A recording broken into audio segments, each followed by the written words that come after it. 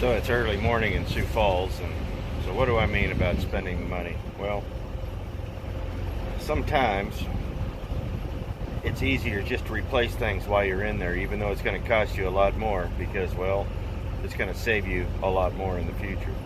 Let's start.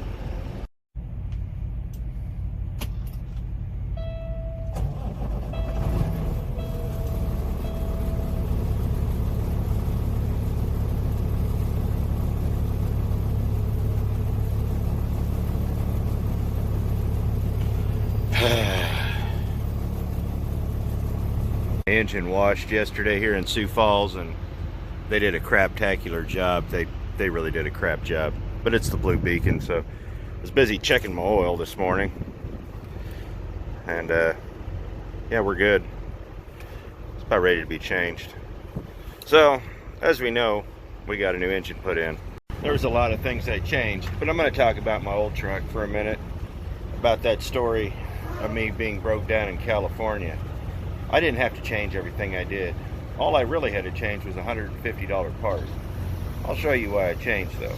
The part that went out was this piece right here. And it's got the antifreeze filter on it. There's oil that goes through it and all that. And so it was putting oil in the antifreeze, and it was collecting right here. You could see a layer of oil across here. So that had to come out. But there was a problem. There's a lot of stuff that was stacked on top of it. So they had to take EGR out, and actually, was it this piece or that? Maybe it was this piece. Yeah, it was this piece that went bad. It's water cooled. Sorry. Yeah, this piece was fine. This isn't a very expensive piece, but so we had to take this out, but all of this stuff has to come off, and there's a lot of it. They really did do a crap job washing this. Dude. Yep, not impressed. So with that had to come off, they pulled it off and noticed there was some moisture behind the EGR. Now, if you've been around these trucks and you've worked on them, when you start them up and you pull them in, there's always going to be a little bit of moisture and condensation. I did not personally see it. I didn't want to take a $20 taxi ride back up there to look at it. But I also knew something else was true. And that was that the truck at the time had about a little over 850,000 on it at the time. And if they already had it all apart, why would I not replace it? I mean, am I getting scammed? Probably. But if they already got it apart, you might as well, because truthfully, if it goes out, I'm going to be paying the same amount of labor to drag all of this stuff back off, to put it right back, to put new stuff on a second time. So it was tore apart. So yeah, the shop bill was almost triple of what it could have been. But the truck ran great after that. And I didn't have any more EGR issues or codes after that. I had other things happen. Lots and lots and lots of other things. But, and truthfully, this kind of mentality is why I decided to replace the entire engine at a very exorbitant cost, mind you, which I talked about in a previous video. And I'll gloss over it real quick here, but it was because all the wire in there stuff would have ended up costing more than the engine. I'll explain. So the initial teardown was going to be about $8,000. It's about 16 hours, and it's going to take 2 techs to basically tear the engine down to find out what was wrong with it. And so that's where we had to start. But there was a lot of other little stuff, and the little stuff is what adds up. I was going to have them replace the harmonic balancer, these right here. These are about $1,000. The last one I had changed with everything was about $2,000. And I was going to have them put a new fan clutch in it, because, well, you got it out. So we're talking probably around $3,000 right there. The basic gold rebuild kit is right around $20,000. So That's just, you know, just a basic, bare bones rebuild. Actually, the cheapest rebuild kit I could have got was about $5 grand. It wouldn't have replaced anything. And that's the part that scared me. I didn't know what the head looked like. I didn't know what the block looked like. I was pretty sure I'd either dropped a cylinder or cracked the head. Well, let's move on. So if the head was bad, those are very, very expensive. And I didn't know what the camshafts looked like. So right now we're up to about 20 with just the gold rebuild kit and the two things up front I wanted there. We're up to about $2,400. I was going to have them change the EGR and this EGR valve, which on the old truck was bad, or the old engine was bad. They don't make this anymore, but the retrofit's close to $2 grand. So we're looking at $2 grand for this. We were looking at $2,500 for this, and then the turbo. The turbo itself was going to be. It had over 1 million miles on it, and I kind of was figuring it was going to end up costing me about $8,000. And when you replace the turbo, you want to put a new actuator on it, so you could tack about another $800 to $1,000 on for that. So I mean, we're not that far off of what this engine actually cost.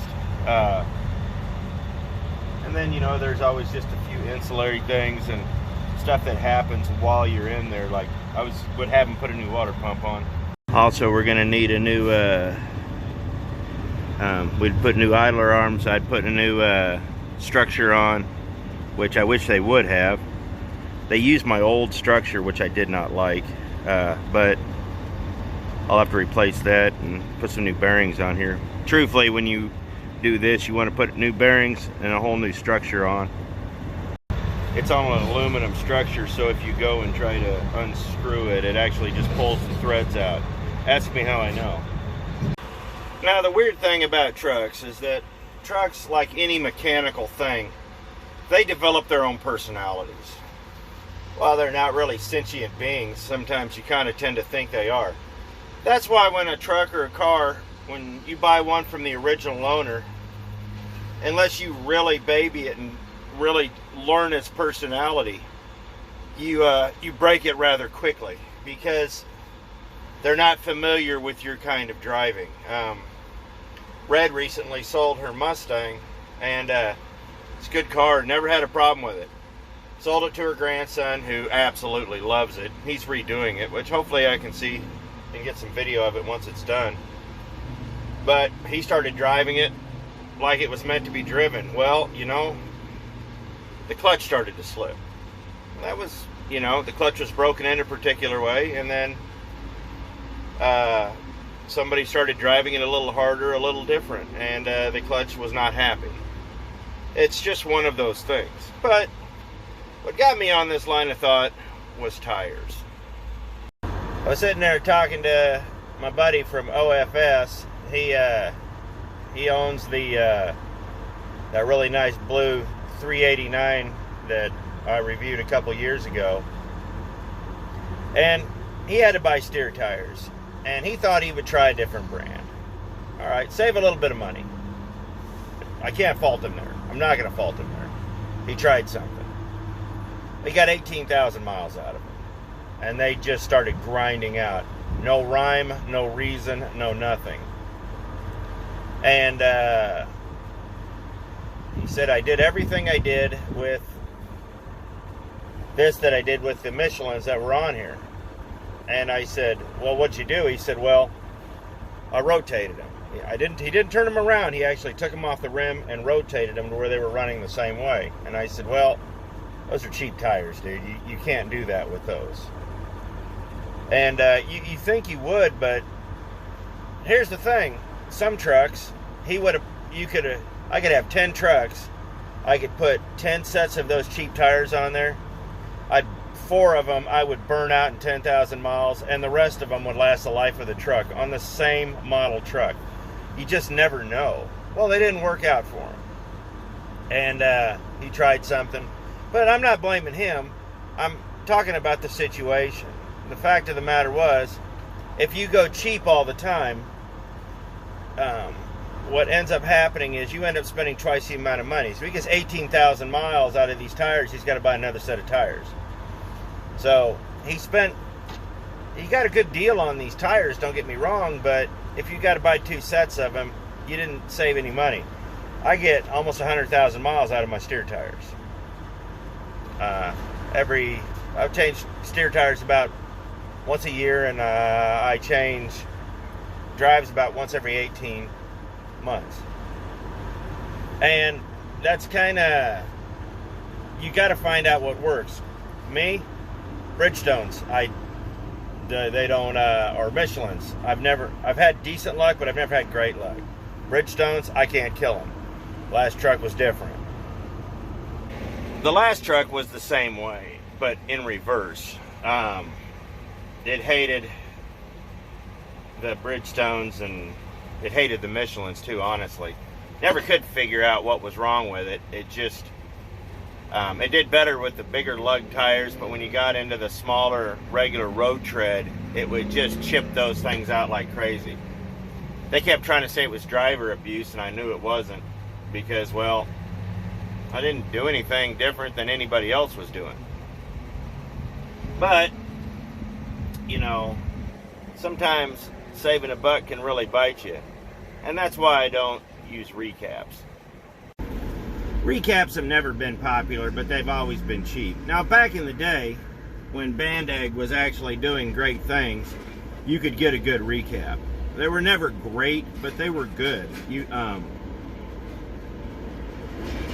They actually came out with a really nice one-piece recap. It wasn't seamed, it was actually one piece. And I've had a set of those on an old truck, and I really liked them. They were really good tires.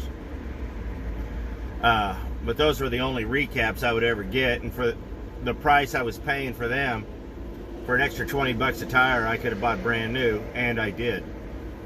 But I've had and seen recaps destroy so many things on trucks, especially lately, because I don't know what's been going on about the last 5-6 years with recaps. They've started outsourcing them to just anybody who can do them, and they're just doing crap jobs with them. So would I run recaps if I had something local like an old dump truck and I was just tearing up tires left and right? If I was tearing them up faster and I was blowing them, yes. But for these road trucks, I spend the money and I get 18 months to 2 years out of these. I could get 2 years out of them, but they start getting a little thin, and it's just time to swap them out for some good rubber for winter. So that's what I end up doing on that. In fact, I was going to change these out this fall, but I had one on the driver's side just start going bad. And sometimes they do. Sometimes they just get a little groove wore in them somehow, and then they just go bad. No rhyme or reason, just things happen. You just replace the tire. The thing is, if it's your money that's being spent, like I've said before, you don't let a shop talk you into something you don't want to do, but don't let them talk them out of something you want to do either. If they can provide sufficient proof, yes. But you have to be familiar with your truck, and you have to know what the truck needs, and you have to understand the truck's personality. That's why there's a difference between being thrifty and being cheap. You want to be thrifty, you don't want to be cheap. Being thrifty is understanding what the truck needs and where to put the money. Put the money in the right places. These trucks will last forever. It's not uncommon for these trucks out here to have well over 2 million miles. So that's one of those important things you need to understand. Just, if you spend the money in all the right places, these trucks will, they'll last. But it's also important to understand that if you've got a 1 million mile truck like I have, and they're taking it apart, and they're taking apart old components, why not spend the money and update the truck while you have the opportunity? Because if you think this is something that's going to go bad in the next year, change it on your time. This kind of mentality comes from a lot of stress that employers will put on you. Thankfully, I work for good people. They don't put that kind of stress on me. My last company, I was going broke, legitimately going broke. When I came over here, I didn't even have enough money for, I was just almost flat. And part of that was because I listened to people that didn't have my best interest in mind. And it was to the point where I remember I needed to get a service. And I was thinking, well, can I put it off a little longer? Or do I really need filters? You know, I can do the bare basic minimum, maybe just a grease, maybe just change the fuel. And I remember stopping myself thinking, no.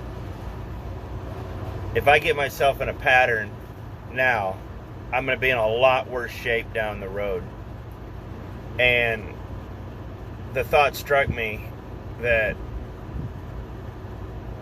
if I'm at a company where I'm questioning whether I can do routine maintenance on the truck or whether I can afford it, I'm at the wrong company. I'd known it for a while, but it really hit home because, yeah, I was getting good discounts on things. Like, they got awesome tire discounts, decent fuel discounts, but the pay was just subpar. From what I understand, it's still subpar, and I was struggling. And I was having to question whether I could afford to do basic routine maintenance. If you're in a place like that, I urge you, get out. There's a whole lot more money being made out here than people are realizing. There's a lot of people out here going broke right now with the economy and the price of fuel and things like that. I'm going to tell you something, and I might anger a few people when I say this. A lot of it's crap. Yes, the spot market is screwing you guys. I'm making more money now than I ever have in my entire life. That's the long and short of it.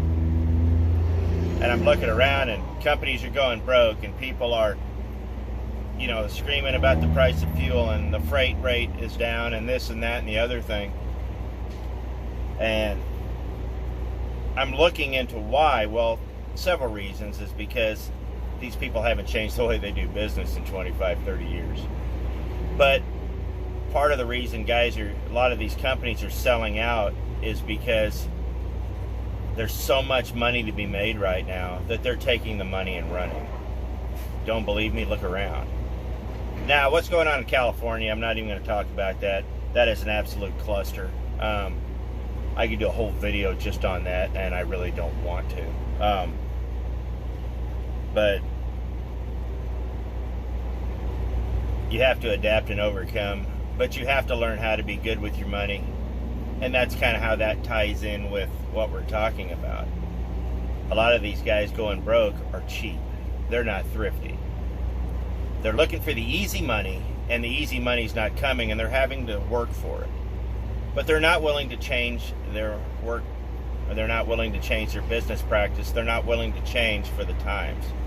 Trust me, changing for the times is not easy. I get it. But there's still a lot of money to be made out here. So if you're in a spot to where you have to decide whether you want an oil change or whether you're going to eat dinner tonight or whether you're going to have money to last the rest of the week, you're in the wrong spot. You need to go find a spot. Sometimes you can take, if you got your own DOT numbers, your own insurance and all that, sometimes you can still lease on to bigger companies and pull their trailers and make a really good rate. I see it all the time. Yeah, you only have one customer, but it's working and it's paying the bills. And right now, with the way the economy is and all that, I think it's important to pay the bills rather than have a big ego about it. Just my food for thought.